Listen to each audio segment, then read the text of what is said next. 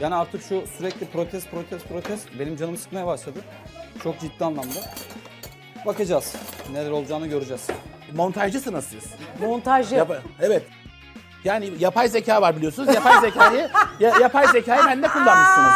Kesin. O kadar Yani teknolojimiz var. yine Allah'tan ki... Çiğdem o işlerle ilgileniyor musun Ama sen? ben çok- Ya o var ya, o yapay zeka laboratuvar var. çok Şaşırdım fena ya. bir yerlere Keşke gidiyor. olsa. Ben çok O yapay şaşırdım. zeka çok fena bir yerlere gidiyor Burada yani var emek ya. üzerine geçirecek. Yani burada adımınızı atarken çok dikkat etmeniz lazım. Her an izleniyorsunuz. Bak, BBG bak, evi gibi. görüyor yani. musun? Bak.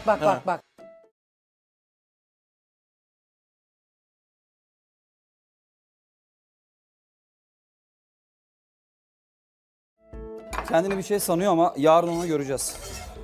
Neler çevirdiğini göreceğiz açık konuşmak gerekirse.